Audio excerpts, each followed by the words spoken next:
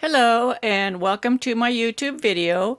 In this video I'm going to discuss how to place markers, how to count your stitches in lace, how to move the markers when you have a double decrease, how to slip the edge stitches, how to use lifelines, and dropping down to fix mistakes when you have a lifeline. So we're going to be knitting this little lace chart here. It does have this double decrease. The dark lines represent multiple, so this is a multiple of 10. On my little piece here I have one edge stitch, 10, 10, and 2 edge stitches. So we have 3 markers. I put the markers where the lines are, the heavy lines. So we have our one stitch marker, 10, 10, marker, 10, marker, and the last 2 stitches. So I'm ready to work row 5. And I'm going to show you how I use the markers to help myself catch my mistakes or to prevent mistakes. So we're going to work 5. You can see that we're going to slip the first stitch, so we just slip it point to point.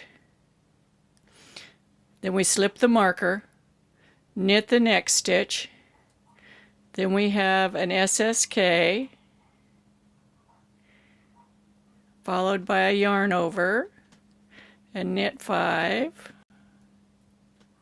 This isn't about continental or English methods, it's about how to use the markers and how to count.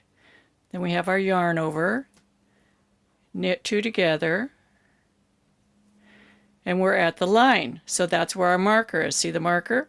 So we slip the marker, and we start back over at this line. So we have knit 1,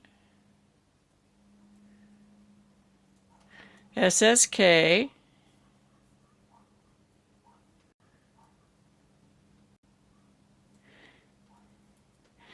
yarn over, knit 5,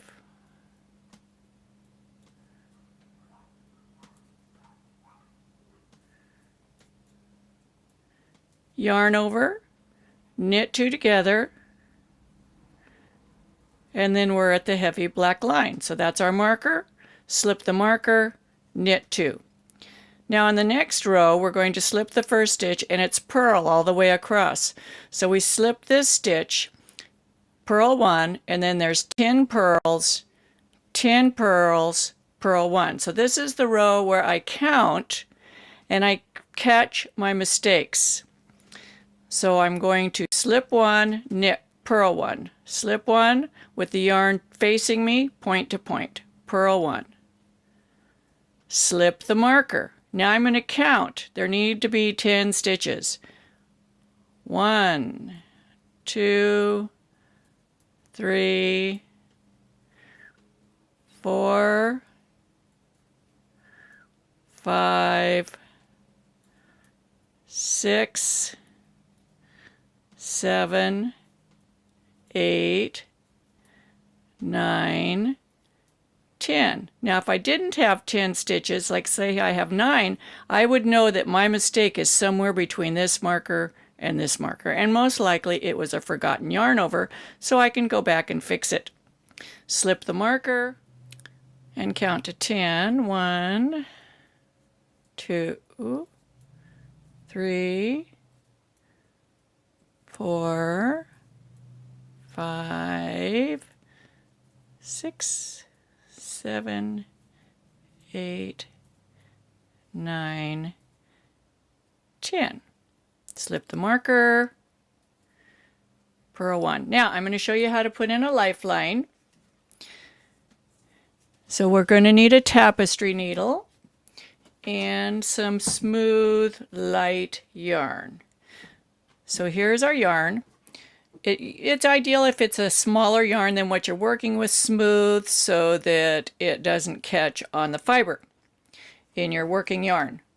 So we're going to just run this needle, let me increase this, through the stitches on the working knitting needle. Now you have to pay attention and not slip this yarn through the markers. If you go through the markers, then you won't be able to move the marker up in the subsequent rows. This is one of the problems with the knitting needles that pull the working yarn, pull the Lifeline yarn through for you. They also go through the markers. So you're going through the needle, going through the stitch, skip the marker, and then just run your tapestry needle through these stitches. And it helps to have a small tapestry needle so that it fits through. If you use one of those big old honking knitting tapestry needles, it doesn't fit through here very well. It makes it really difficult. So I'm just using a small, actually this is a size tapestry needle I use for everything in my knitting. I like the smaller ones better. Here we come to a marker again. So you're going to go through the stitch before the marker, skip the marker, and go to the stitch afterwards. Now, if you split your working yarn, it's okay because you're going to be pulling this waste yarn out later. And if it gets stuck, you can always cut it. It's just waste yarn. But you just want to make sure you go through every stitch. If you forget one, it will drop down.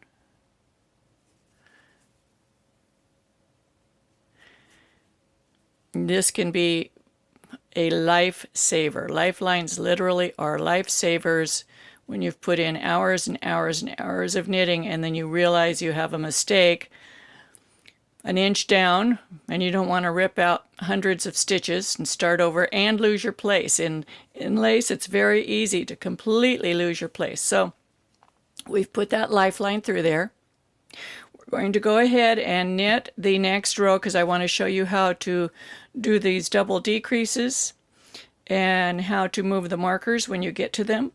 So when you have a double decrease at the very beginning of the row and there's only one yarn over associated with it, you have to change this to a single decrease rather than double decrease. It's just standard lace knitting knowledge, but I put a little disclaimer down here to tell you how to do that. So we're going to slip the first stitch point to point, slip the marker, and the first stitch is going to be knit two together because we're replacing the double decrease with a single decrease. Then we have a yarn over, knit 7, yarn over, and we're not catching that lifeline as we're knitting. You don't want to knit into it.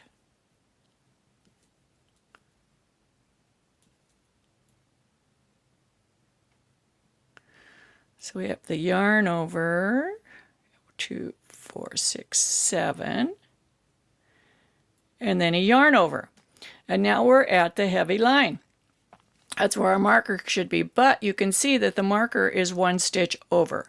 That's because these 3 stitches are involved in the double decrease. So you have to let this stitch off, let the marker off, put this stitch back over here, put the marker back on. Now the marker, and don't lose your yarn over, now the marker is after the yarn over. Now we're going to work the double decrease, which is slip the first stitch as if to knit, not point to point, knit 2 together, slip this one back. So there's a rule in knitting. Anytime you slip a stitch, you always slip it point to point unless you're making a decrease. This is a decrease, so we slipped it knitwise.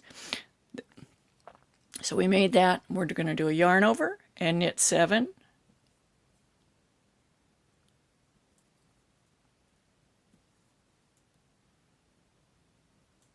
Whoops.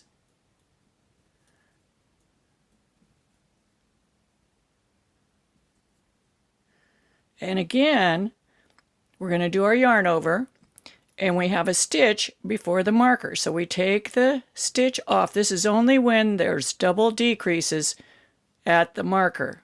You have to do this.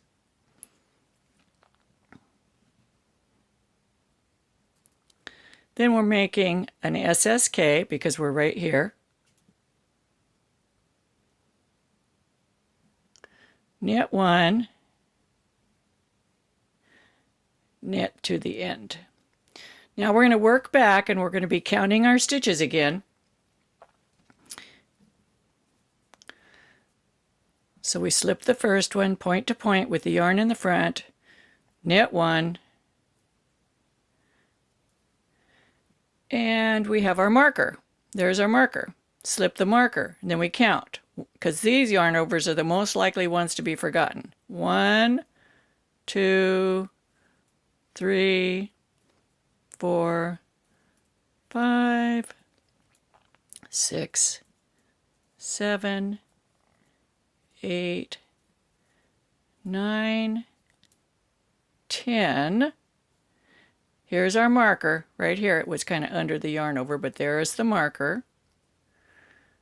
1, and yarn overs do tend to jump the markers. 3, you have to watch out for that. 4, 5, 6, 7, 8, 9, 10. Slip the marker and work the last stitch. Now let's pretend that we're looking at our work and we see, and the lifeline is like way down. I would put it in every 8 or 10 rows or so in the beginning.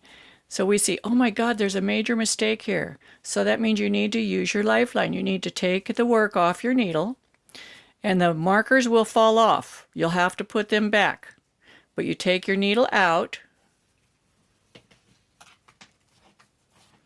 you pull your working yarn and rip back, and when you get, and you can see the markers fell off. Here's our markers. They're no longer attached. When you get to the lifeline, you won't be able to pull it anymore. The lifeline saves you. There's the lifeline, all of our stitches. Looks like we missed one. Nope, they're all on there. So now you take your knitting needle and you just pick these stitches up off of the lifeline.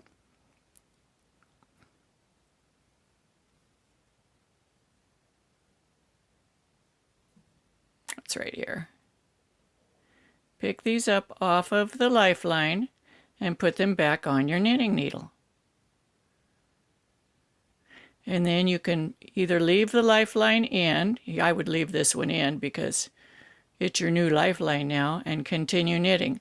Once you get above this and you have no mistakes in this section, you can put a new lifeline in and remove this one. When you remove it, you just pull it from side to side. It comes right out. If it gets caught, just clip it where it got caught and continue pulling it. So if you like my videos, please subscribe, share my videos with your friends. Hit that thumbs up button, meaning that you like it. YouTube counts those things as part of their statistics. I do have a knit along that's on a lace tutorial on Ravelry. You can find more information in my group, Knitting with Suzanne on Ravelry or Knitting with Suzanne on Facebook.